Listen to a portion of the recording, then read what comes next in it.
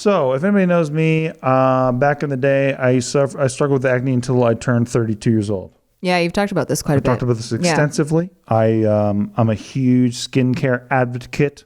What was the worst advice anyone ever told you? Wash your face.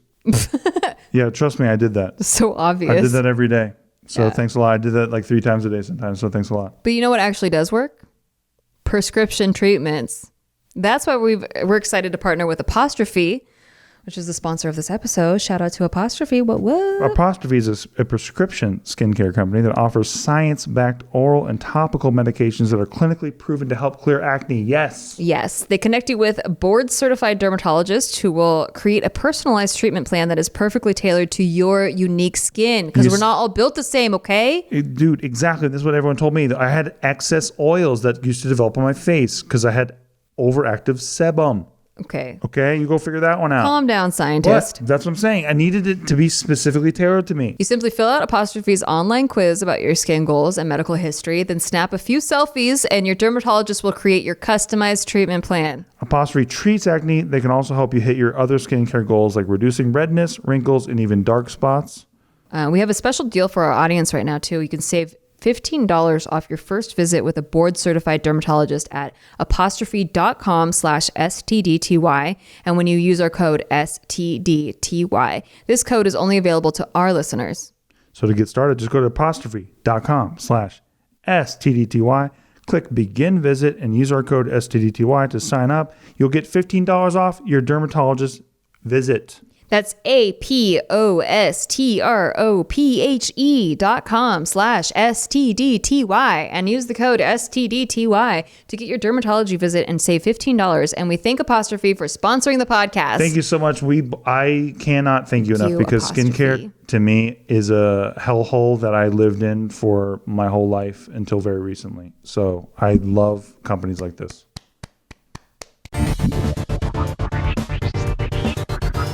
Hello, welcome back to Shit They Don't Tell You. I'm Nikki Limo. Hello, my name is Stephen Green. And today we are doing a topic that I don't know if it's not really like one topic. I had a topic that I prepared somewhat. Okay. And then today I was cleaning my Gmail inbox, that could be a whole other topic of shit they don't tell you because I had no idea. I've never been able to keep a clear inbox. Like I've always had thousands and thousands and thousands of emails, and I've just got used to that number being very big. And so I had 98,000 something emails in there. Jesus. Yeah, I'm just subscribed to a lot of things. That's such noob shit. And I'm like, oh yeah, I should unsubscribe. But then there's so many things to unsubscribe from that I just like don't, because it's like, well, if I do one, I have to do all of them, and that's so many things. I have 135,000. See? That's exactly how I was. I feel you. Yeah. So anyway, point being, I learned some tricks that I didn't even know existed because I'm such a noob. I don't know anything about all of the things that Gmail can do. It can do a lot of things. I just barely found out about the out of office thing that you can do where you could do an automatic response with the vacations. Yes. I had no idea how people did that before. I recently found out how, but I came across a thread on how to organize your emails, and I'm like, wow, this stuff is so nifty. So you can like create filters that make it so that certain emails don't just go to your inbox. Like they never touch your inbox. They get filtered immediately to work or to like shopping or whatever. What is this topic? Okay. So I say that to say this. Okay. As I'm filtering my emails and going through them. And by the way, I did get down to 0 from 98,000 to 0. Oh, wow. It took 2 days, but I got there. While I'm going through them, I come across Quora. Which have you ever stumbled across Quora? I have Quora. You've Quora'd before it. I went on there one time to look up Joe, our cat Joe. Yeah. We have a cat named Joe, and he has a pee problem. And the pee problem got very intense when we adopted new cats. Yes. And so I had gone on Quora I didn't go to Quora. I went to Google. Nobody does. And Quora came up about how to maybe have some alternative cures for this. It wasn't a medical problem. It was a behavioral issue. We went to the vet, and then he wouldn't take his anxiety meds. So there was alternative things that you could do, and Quora had a whole article. That's the only time I remember actually going to Quora. And so somehow I got subscribed to a cat's Quora list, and it would send me other questions that cat owners would ask. And I was like, oh, okay, cool. I never opened them, but I would always get them. And so they just sit in my inbox. Well, then they started sending me not just cat related things, but the titles would be something like, my mom and my husband hooked up while I was on my deathbed, and now I don't know what to do. Wow. And so I would start going down rabbit holes because what kind of first of all, what the fuck? Who are you? And why does Quora think I want to know about that from a cat list? Like, most of the things are about cats, but then all of a sudden they started sending me these random ones. What did she do? That's one I don't have. What? I don't have it. You have to tell me. I don't have it. Well, maybe we'll get there. It's in one of these. So I have an email from Quora. Oh my God. And I will take you now down the rabbit hole with me. This is like weird. It's like Ask Us Anything like opposite. We just want to hear what they have. We want to know. Yeah, so this is actually some shit that they don't tell you, but it's like a bunch of little shits that they don't tell you. And these things are the things that will take up your memory space. And it's mostly useless unless you happen to be in this very specific situation. Okay. So, in case you find yourself in one of these situations, there are answers for you on Quora, not sponsored. Okay, so I'm going to take you one by one through a couple of these, and you can tell me what you think about them. So, number 1, if you win a lawsuit and the person refuses to pay, what could happen to them? Well, we'll tell you right now. Okay. So there was an interesting case about 7 to 8 years ago. Bank of America was trying to foreclose on someone's house. The problem was the homeowners had paid cash for the house and didn't have a mortgage with anyone. It took months of sorting with Bank of America before the foreclosure was dismissed. By that time, the homeowners had spent more than $2,000 on attorneys, which they asked Bank of America to pay for. Bank of America did not respond to them, so the homeowners took them to court and they received a judgment. Bank of America didn't respond and didn't pay, so the homeowners got an order allowing them to seize assets to pay for the fees. Oh my God. Sheriff's deputies showed up at a local branch to start taking furniture and whatever else they could sell to recover the amount. The branch manager was so confused. And then Bank of America handed a check over for the full amount. The fact that that's what it took is a little crazy.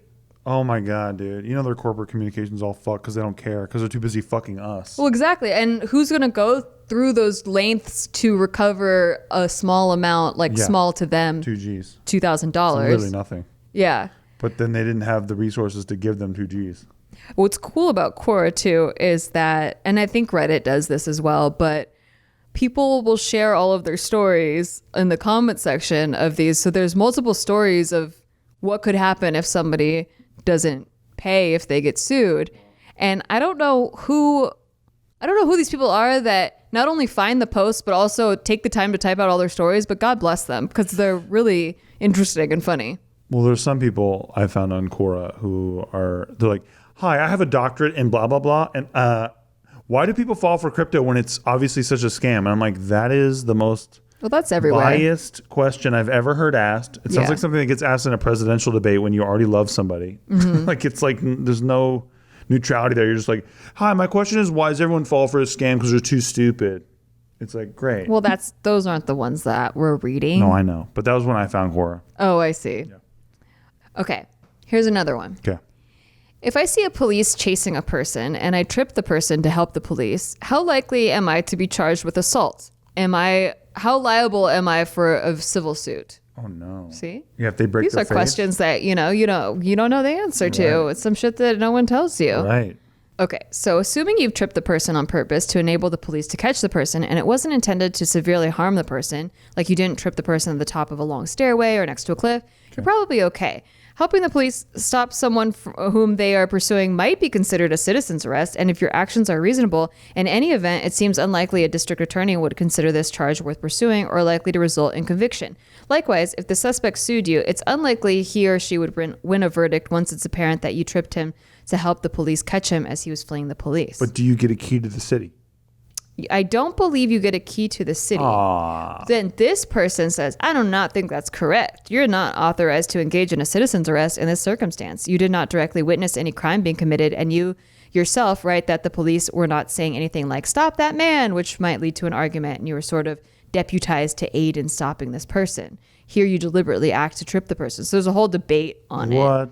And then Quora sounds like internet comment section from hell. It is, but then it's funny because then people put in their personal stories. So this guy's like, I was involved in a purse snatcher arrest a few years ago. I saw the young offender knock over a lady, rip off her purse, made my wife turn the car around and found the lady and offender in a backyard. He had his boot off, smashing her over the head with his boot. I'm 70 years old at the time and didn't think twice about taking him down with my high school tackle. Held him for the police. The policeman could not stop laughing when he asked for my date of birth. In court a year later, the defendant's lawyer starts to bring up that he was smaller than me and he was using that to get him off, but the judge would have no part in it and thanked me for doing a citizen's arrest. Hey. Also involved in a violent armed robbery in our jewelry store a few years before. One of our staff was stabbed. If I had a gun like our American friends can, it would have been a different story for the robbers and I would just be getting out of prison in this country. Bad guys have all the rights. Thank you. Where's that from? Where's that? What country? I don't know what country. Whoa. Probably like the UK or something. Controversy. This person's like, a few years ago, I was at a shopping center and saw a man being chased by police. He stole a handbag from a lady. He turned to run past me and I spear tackled him to the ground. A handshake from police officers and I was sent on my way. They didn't even take my name down. And then a few of these people say that like they helped the police and then the police was not, they weren't like, enthused. Hey, yeah, like good cool. job. Like they were all like, hey, you should go. Right. Like not like you can go, but like if you don't want to get involved, right? Basically. Wow. Because if you get involved, then maybe the person could press charges. Maybe it's like the movies I've seen where the police are like, you don't want to be anywhere near this job because the job sucks you in. Once you fight one crime, you'll want to fight them all. Okay. This one is, have you ever been invited to something that turned out to be another thing entirely? Yes. Where did you get invited to? A friend's bachelor party, which turned into a friend cheating on the person he was going to be with. Oh my God. Well, I feel like that happens a lot with bachelor parties. I feel like it does like, too. why do people think that that's like a free ticket to cheat? It's their last ticket. It's so weird. Why would you view getting married as your final ticket to like do whatever you want? Like that's what I don't get about it. That's why I didn't do the strippers thing on mine. Not that I'm better than that. Like I'm fine with strippers. I have no problem with it. Mm-hmm. But it's just like, if you're like, after I get married, I'll never get to go to strippers or anything again. Why are you doing this to yourself if you like that? Exactly. Yeah. Like if your marriage puts a prison around you, then why are you getting married? If anything, the time that I went to strippers with friends for a bachelor party, it just made me want to fuck my wife even more. So it was awesome. Well, thank you. Yeah, no, thank you. Well, thank you. No, thank you. Okay, so I haven't read this yet, but that question, this was the original post. When I was 21, I was leaving Pittsburgh for greener pastures, and a friend and her husband wanted to take me out for what I believed was a goodbye lunch. After our food came, Kathy, quote unquote, and David, quote unquote, started telling me about their wonderful business, the amazing cleaning products, shampoos, energy drink powders they sold to friends and family, and also reasonably priced, too.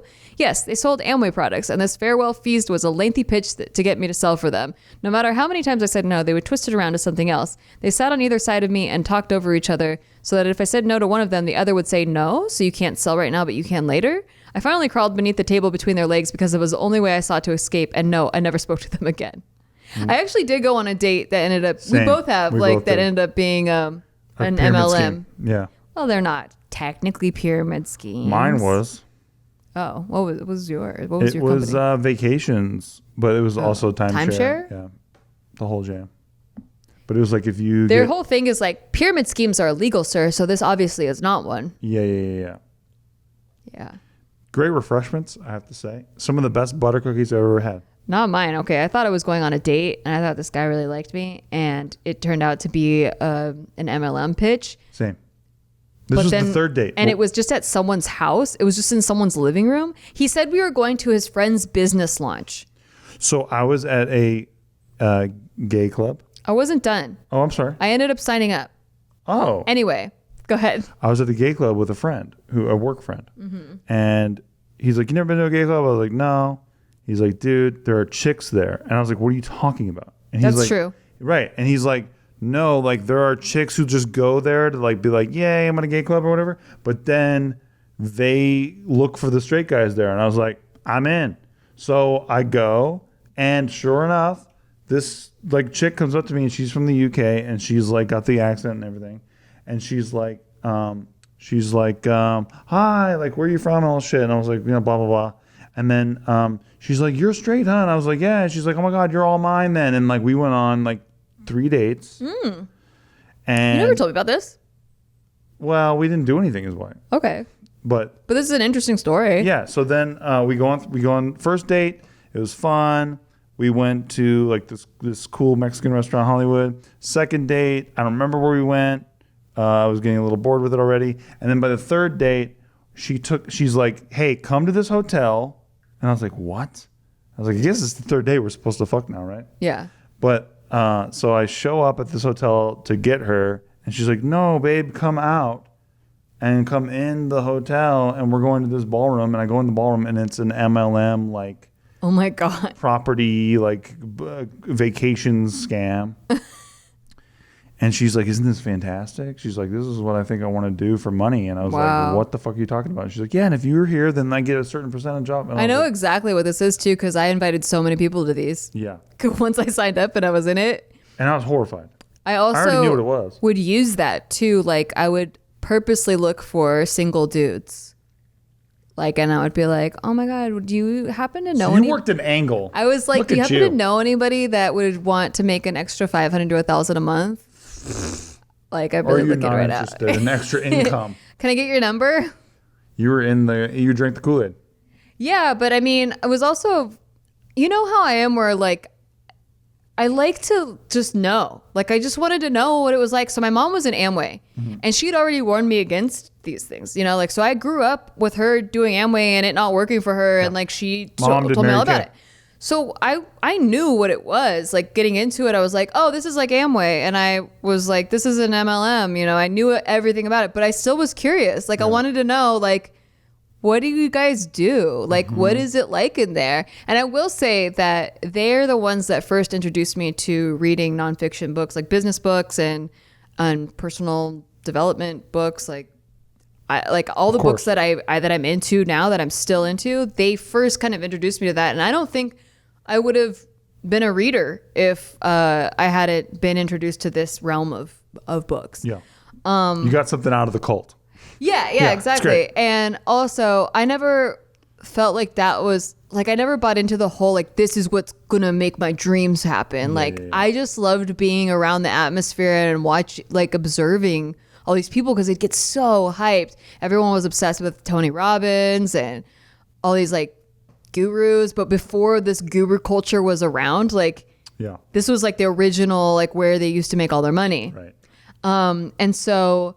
yeah, like and then I started dating a guy that was one of the trainers. So like, you know, I just got super into just being part of something. So wait, you tell me this though. You're dating a cat who's part of the trainers. Yeah. But then you're targeting single guys too? Yeah. Why? Well, I would never like cross a line. No. But why though? Why? Because did they teach you that? Were they like, this is? They didn't teach me that, but I saw other girls doing it. Whoa. So it was effective. And I wasn't like overly flirty or anything. I wasn't like, hey, come meet me at this hotel. Or I wasn't like that. I actually would drop the boyfriend word in there before inviting them to the hotel, like, so they knew it wasn't sexual or anything. But why would you target single guys is what I'm curious about. Oh, because, well, one, I lived in a college town, and it was way easier to approach single guys than it would be to approach girls or guys in a relationship. Got it. Yeah, because I'm a girl. But when you put it initially like that, it just sounds predatory. I'm like, oh shit. Okay, got it. I feel like it is. Yeah, like, even though it's like, oh, we're sweet, but like, it was a comfortability thing, but also like, it was just an easier target. Wow. Than approaching a female or approaching, So that was an interesting time of life, but it would never got like flirty. It never was like, I never tricked anyone to thinking they were going on a date with me, like what happened to me. Yeah. You just tricked them into an MLM. Yeah, but a lot of them thanked me. Jesus. Yeah. You were like early 20s. You didn't know what the fuck you were doing. I wasn't even early 20s. I was 18. Fuck. Yeah, bro. I was very young. Okay. Yeah, well, very, Nikki's very not young. saying any of this was okay. No, I've done many videos on this too, I by know, the way. but Like, just if you watch it, saying. okay, just to clarify, if you haven't heard any of my videos about it, no, I'm not for MLMs, but I thought that experience taught me a lot to apply to other areas of my life. Yeah. You know, and also I didn't really do a lot of the recruiting part, like, you know, like they have you do of bringing people there. I did more of the direct sales aspect, and I would actually we sold legal insurance. So I would actually sell it to companies as an employee benefit. So it felt more legit to me than just like because you would use selling the service. Cleaning products. You would also use I used the service. I saved a lot of money using the service. It was also publicly traded on the New York Stock Exchange. Right. So there was a lot of legitimacy to me that was beyond Amway. Yeah. And a lot of like utility for the service. So it was just in it. You liked it. But it was hella cheesy. Like all that stuff is real. And the selling the dream part, what they would always say to you at the conventions was that we're not selling a product, we're selling the dream. Yikes. And I thought that to me was a little scammy. Yeah. And I see that a lot. Yeah. It's shystery. Yeah, with like even these gurus that sell packages and stuff nowadays, I see that a lot where you can get that product from a lot of different places, but you are buying into this dream that you could achieve what they have. Like it's just interesting and weird. Yeah. But I want to write a show about it because there were so many specific characters that find their way into these MLMs that I think it's very interesting. I feel like the culture of it is interesting. I mean, people like can sometimes write sketches or write stuff about it, but they weren't in it for 2 years like I was. Yeah. Like I know the inside and out of it. And I think it's so interesting. Yeah. So I was out by the time I was 20. Right. But yeah, What got you out? I was pursuing acting. Yeah. Yeah, so like all of the books were really motivating because they're like, hey, never give up on your dreams. But I always knew my dream was acting. Not selling Amway. Not selling, yeah. Or legal insurance. It literally, to me, was what it was pitched to me as, which was making an extra $500 to $1,000. But then it makes them uncomfortable because you're leaving, and then they're like, because I wasn't sold the dream. right? By them. The dream is supposed to be their scam. Yeah, exactly. Right. And I also, you know, I don't know. I just learned a lot, and I was like, okay, I got enough out of this. Like this was a learning experience, and I graduated. Yeah. You know. Okay, so we're gonna go on to the next one. This one's kind of funny. How do I tell my boss that my resignation letter was just a way to push for more salary and not actually resigning? Holy They're taking it shit. seriously. Duh. Don't do that. Do a negotiation. Ask for a raise first. Don't just resign. The fuck are they doing?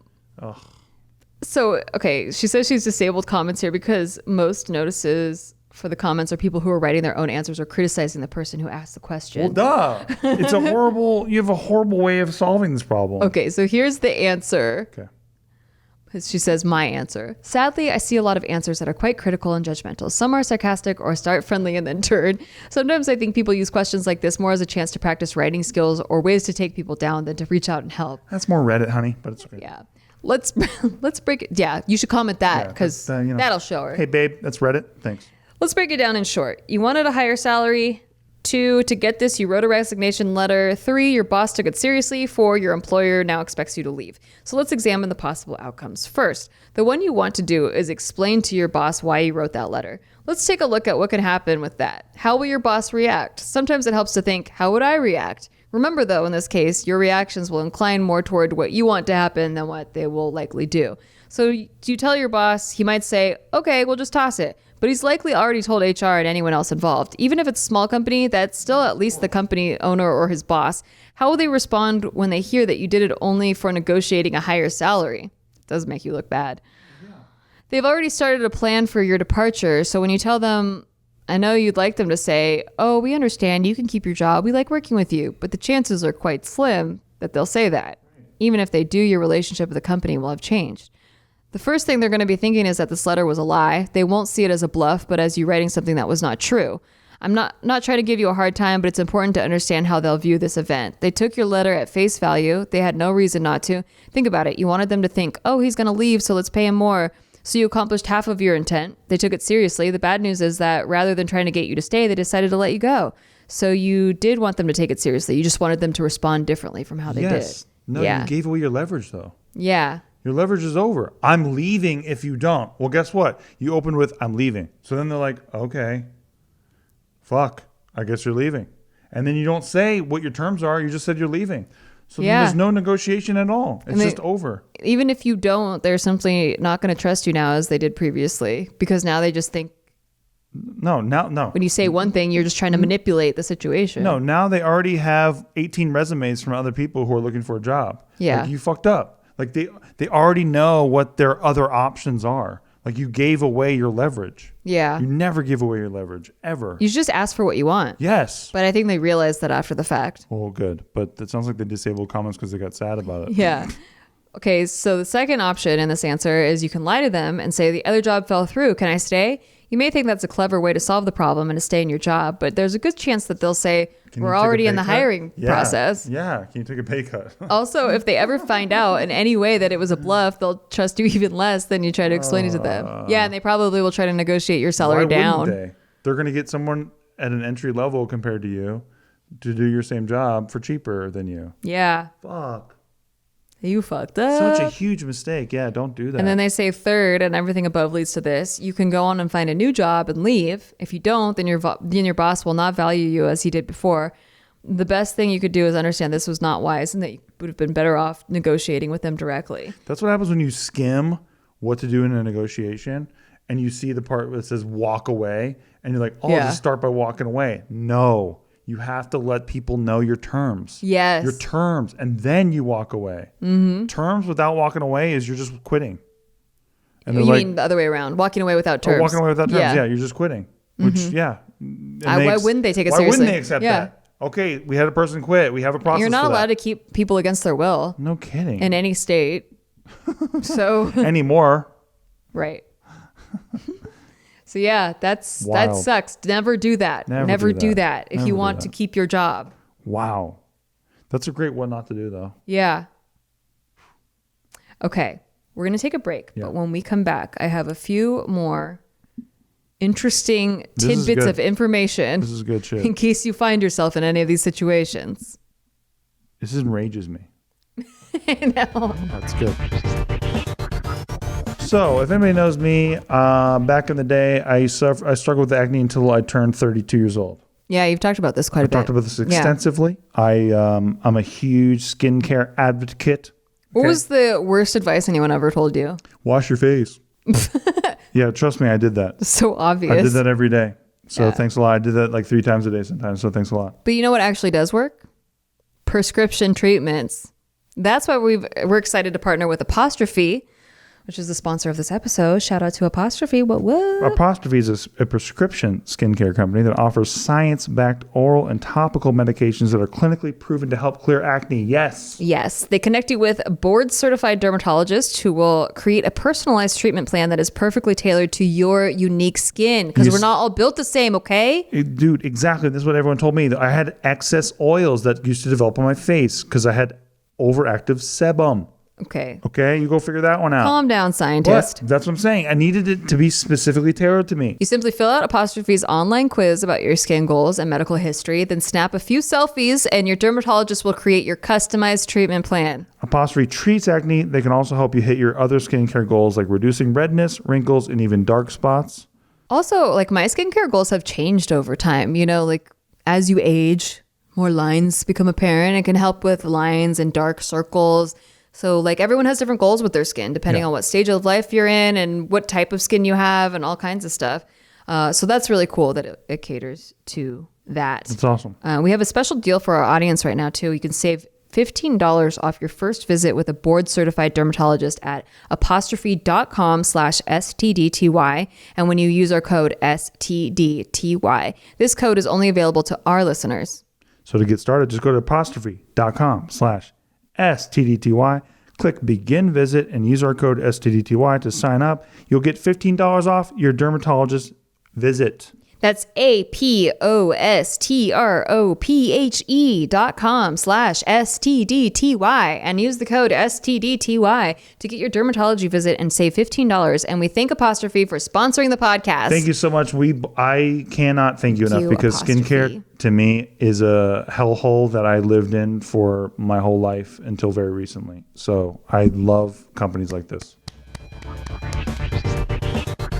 Okay. What is the most horrifying thing your parents have ever done? I'm going to read hers and then you can contribute if you want to. So this person says, what is the most horrifying thing your parents have ever done? My dad stole my mom. That's what my brother, who was 5 or 6 at the time, told his teacher while we were at school one day. I wasn't much older than maybe 7 or 8, but never thought anything like this would happen to us. My family was like any normal family, or so I thought. My mom did her best to hide all the things my father used to do, and she did it very well. Back to the story. I was called into the guidance counselor's office because my brother was upset, quote unquote, and the teacher couldn't control him. Since I am his sister, they called me to see if I could figure out what was wrong. And that's when my brother told me that's when the brother told the guidance counselor what happened. We got ready for school. My mom got ready for work like any other day. As we left the house, walked to get in the car, my father appeared out of nowhere and was talking to my mom. My mom had a weird but not frightened look on her face as she told us to get in the car. We were happy to see our dad, but didn't know of anything going on between them. He walked right past us and directly towards our mom. Now they're yelling and my dad hops in the driver's side of my mom's car. My mom ran to the passenger side and opens the doors as he starts to drive off. She makes it in the car. My brother and I watch from the sidewalk as the car goes down the street and directly into a busy intersection ahead, then disappears. Our neighbors, who are our cousins, just dropped us off at school and told us they'd pick us up at the end of the day. The guidance counselor started crying and told us to wait in her office while she made a few calls. The assistant principal came in a few minutes later and talked with us asking about our family and if we had any other relatives that could look after us. He called our emergency contact, which was my aunt, and she came out and got us, and the principal allowed us the rest of the week out of school. My parents were found by the police at my mother's church after they reported a suspicious car in the parking lot. My father was arrested and charged with kidnapping my mother, filed and received a restraining order. A few weeks later, after Easter, is when all hell broke loose. My father is still under the restraining order when he drops by while we're at school and leaves an envelope with $40 in it in the mailbox. When we get home, my mom checks the mailbox and sees it and splits the money between us and puts it in our piggy banks. We do our homework, eat, and get ready for bed. My dad called on the phone asking for the money he gave my mom and wanted it back or he was going to kill her. She told him not to come over here and said the police would be waiting if he showed up. Well, guess what? He came anyway, and she called the police. He took off before the police came, so guess what? They didn't do a thing. Just told us to call if he came back, not knowing the whole time he was in the back of the house because the police failed to check the entire property. But by now it's 9 p.m. and tonight we all slept in the room with my mom because of today's events, and the previous events had scared us to sleep in our rooms. So as we're laying in bed, we hear a noise at the window, so we're thinking the dog got locked outside. My mom goes to let the dog in and he comes running into her room from the living room. My mom tells us to go in our grandfather's room and wait for her to come get us. By the time we get out of bed, our dad had torn the screen off the window and was hitting the glass window to break in. I took the phone in my grandfather's room and was trying to call the police, but the phone line was cut. My grandfather at the time was very sickly and maybe 82 years old with lung cancer.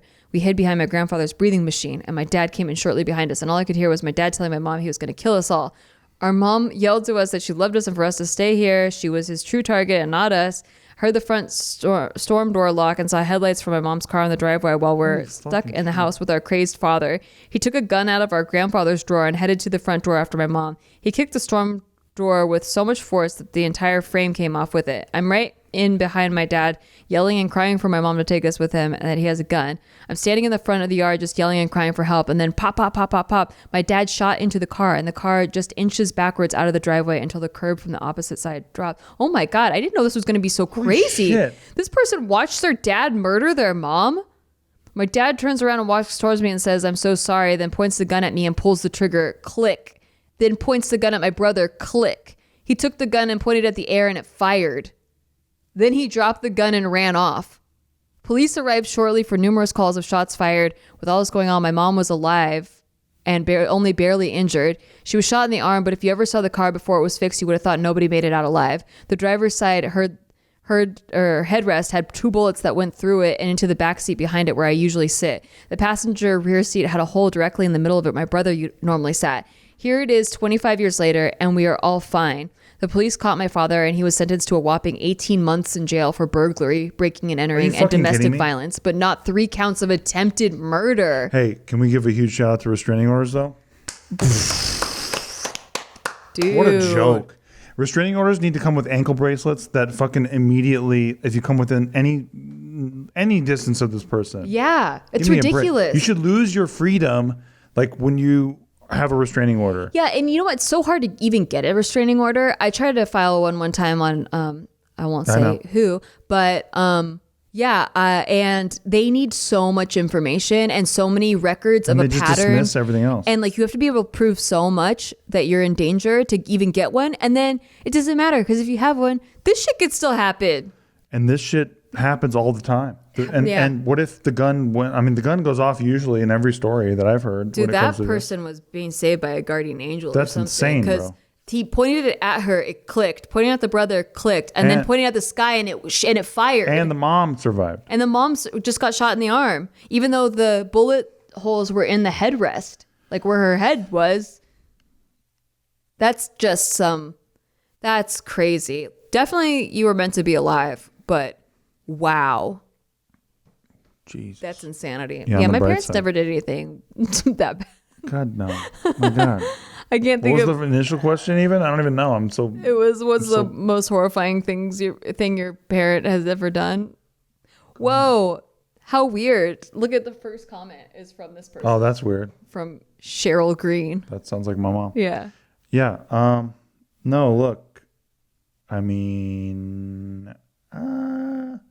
it was never... I mean, my dad used to yell a lot. Yeah, same. But... I had a great Nothing time like that. compared to that. Yeah, I'm good. I'm so grateful. I'll take it. I'm very grateful. I'll take it. Yeah, that's pretty wild. I thought this was going to be more of a... Reddit's a little more light, I feel like. Usually it's some like cute, like a cute story. Or like, a creative writing session. Yeah, exactly. Yeah. Wow. This was heavy. Okay, I cannot believe that the dad only got 18 months. For burglary. What did he burgle? Well, breaking and entering. But like... Oh, yeah, and he didn't burgle anything, What really. did he burgle? Maybe he burgled a knife or something. Okay.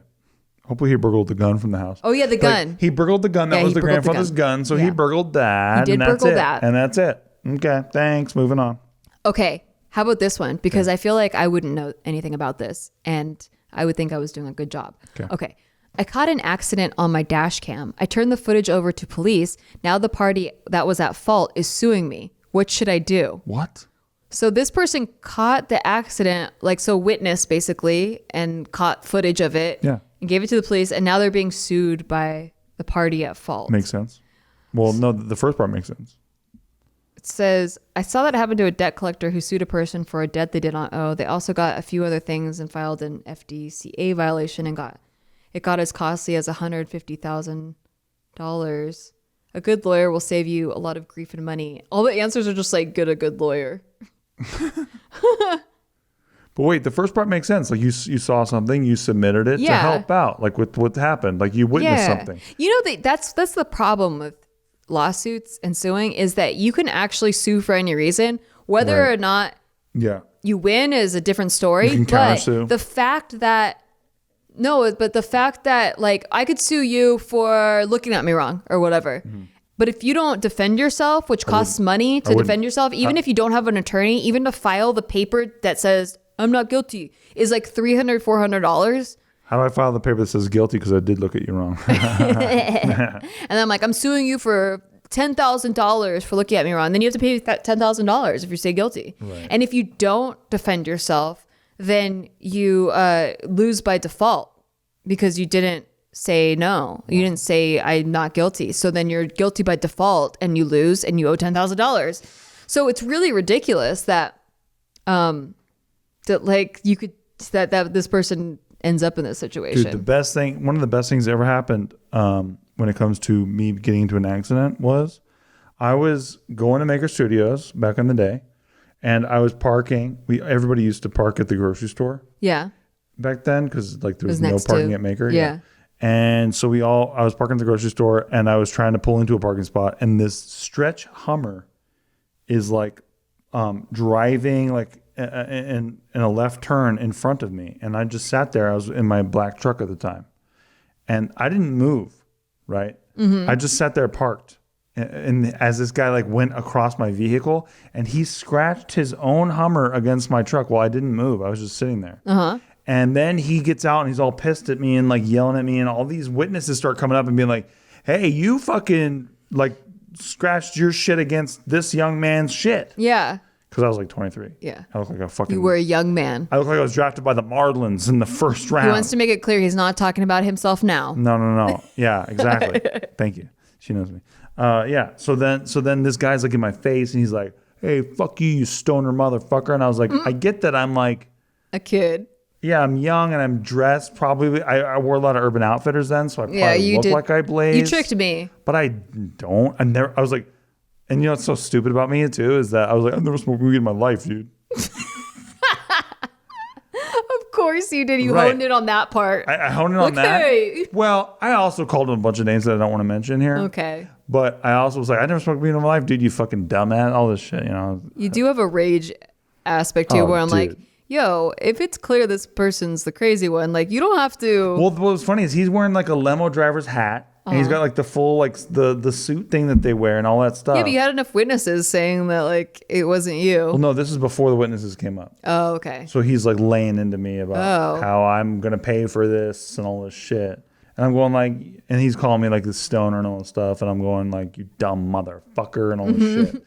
And you know, I'm actually laying into him pretty cleverly. I think I got to his feelings a little bit. No, and all I mean by that is I think I got to him enough. Yeah. Where by the end of this, I had enough witnesses coming up to me and saying like, this young man did nothing wrong. Like, you're such an asshole. Because he was very much yelling at me and I was just retorting to him. Yeah.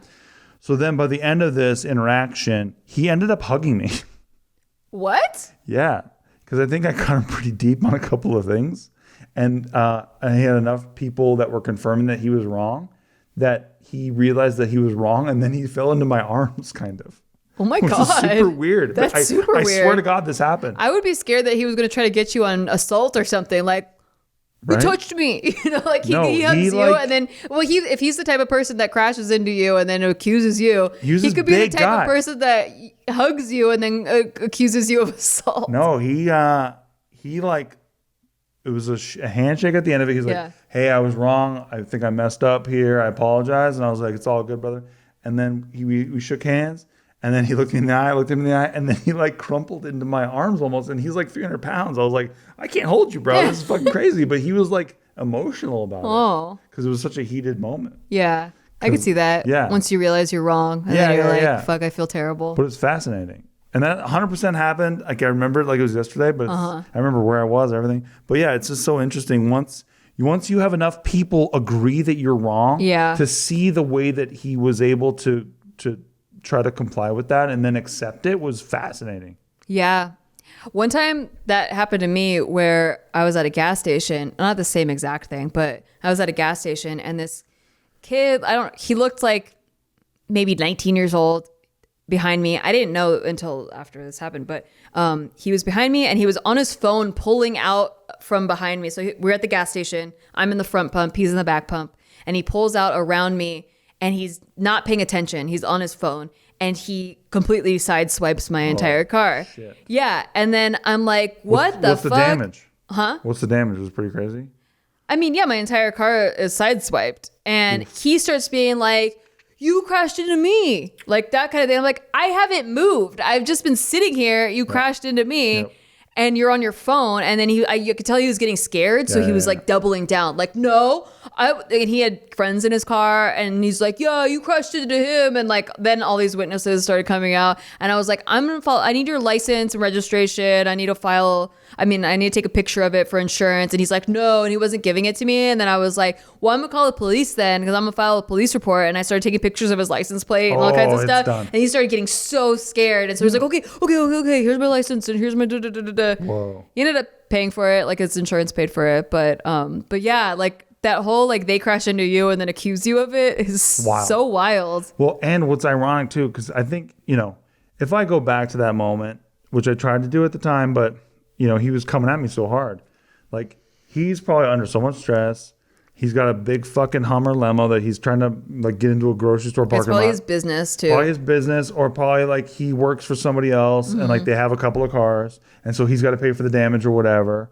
But at the end of it, like before he hugged me, he was able to buff out the quote unquote damage to his limousine with like a little handkerchief. Oh. So it was nothing. Oh, okay. Like it was like the most nothing. But he thought it was everything because it was like this huge 9-foot looking line. Sure. So because the front of my truck like had some dirt on it or all whatever. That built up stress, yeah. Yeah, and so he's just stressed from all that. And I can empathize with that. And if he had come at me like that, it would have been much different. But because he came at me all heated, I had to come back all heated because you know how I am. Yeah. It's unfortunate. So with this person's situation with the dash cam thing, I saw someone had commented, look into seeing if the lawyer that's suing you, like the lawyer that's representing the guilty party, basically, that's suing the dash cam person, has a history of settling out of court. Because sometimes there are professional lawyers that use this intimidation tactic to just get money. Oh, right. And that's what happened to me. That's what happened to me. Right. And you can countersue. Good. For a lot too. And then they change the they story. have to be on your terms too. But you have to pay for that. You have to pay for your own attorney and then put it in there that they have to pay for your attorney fees if they want to pursue it and lose in court. Right. Yeah. The only downside is if they try to like big ball it and like actually go to court and you lose, then you have to pay for all of their attorney fees. See, that's rough. But I can't see, I mean, obviously you should consult a legal team, but I can't see how that would ever pass in court. Like where someone just providing footage to police that was requested by police would end up with you losing the case. There's no way. How do you get involved with the case? Even that scares me. How do you get involved? Well, no, you obviously got involved, but how do you get involved like with the initial complaint? Oh, like, yeah, you were like, that's why witnesses don't want to get involved. I get it. And I get it. Yeah. I get it. Because like now you're just a witness and involved? You're like, you're hey, like, I tried to do the right thing. Yeah, I have footage. And then that got the guilty party obviously is now definitely guilty. And by the way, can we please get more footage and less eyewitness testimony? Because eyewitness testimony is fucked. Yeah. If you ever look at eyewitness testimony, like the way that statistically eyewitness testimony has been so inaccurate over so many eons, it's like insane. Did you ever see the Black Mirror episode on that? I did not. So there's this Black Mirror episode where basically there's a new technology where your eyes become a recording device and it records everything constantly, like your whole surveillance thing. And it's really helpful for, witnessing things because you can just rewind to that moment and you can see exactly what happened because it's recording. It also is helpful for like if you flopped an interview or like you want to get better at something, you can review your performance. Okay. You can review what went wrong. But then people started obsessing over little things like, well, the way he looked at me, did he look at me like this or like this? And then they go back and examine it and stuff. So you start obsessing over little things. Also in the episode, the guy's girlfriend was playing sex footage of her having sex with her ex while they were having sex. Oh my. Like that kind of stuff would happen. Good. And so the whole thing is, so the guy decides to take his out and that's like, whoa, what the fuck? It's like people deciding they don't want to have a cell phone anymore. Right. Or like or become Amish. Yeah, you're like off the grid. And so there's this whole dinner party scene where one of the girls is like, oh, you trust your own memory? Like, that's crazy. And she starts rattling off statistics about how inaccurate memory is and how that's really dangerous to not have this implant in your head and to choose to go natural. Commando. Yeah. And it's really interesting because it becomes a social pressure too of like, ooh, like almost like the vaccine, anti-vaxxing thing where like it's not only the aspect of like, oh, you're choosing this way, but also the social pressure aspect. Yes. There's always that. Interesting. Yeah. Huh. Wow. Well. So anyway, moving on. Oh my God. See, like, this is what I mean. I was about to read this next one because I'm like, oh, I love this headline, which is, what are some good examples of life isn't fair, right? Okay. But then like I read the first sentence of like the one of the responses and it's like, my wife was killed on the way home from work. I'm like, oh my God, Quora. Like, don't lure me in with like a fun topic. Wow. And then just, wow. And he even includes a picture of the crash. Fantastic. Okay. Quora's a fucked up minefield. Let me see if I can find that one where Yeah, I want the girl got. That's all I want. Okay, hold on. Okay, so I found it. Yeah, so look at this. Look at this. The title is "We Love Cats." Like the topic is going to be about cats, but then the the actual subject line is, "My husband had an affair with my mom while I was on my deathbed. Now they're married." Finally. Okay. So you want to hear this? Yes. How this panned out? Was she a MILF at least? I don't know. Had to be, right? Had to be. Had to be. In our best world, she had to be. Wait, where is it? Big time MILF. MILFy MILF? Had to be. Oh, it was deleted. Oh, no. We'll never know. Surely there's screenshots. Oh, come on. We'll never know. Probably because it wasn't about cats. Oh, come on. Okay, I found what happened at the beginning of this episode when Nikki said a woman is claiming that her mother started an affair with her husband while she was in intensive care and now they have gotten married. Yes. Camilla DeMello was hospitalized for 78 days after she suffered from a stroke following bariatric surgery. We don't know what that is and we don't care. I believe it though. However, she was in the ICU. While she was in the ICU, her mother and husband began a sordid affair. The pair broke her and her father's hearts. Okay, I'm seeing a picture right now. Okay. I'm assuming that one is the mother and one is the daughter. Okay. And I think we would all rather be with the daughter. I think. Okay. Well, actually, I can't tell. I make a guess. I mean, yeah. Okay.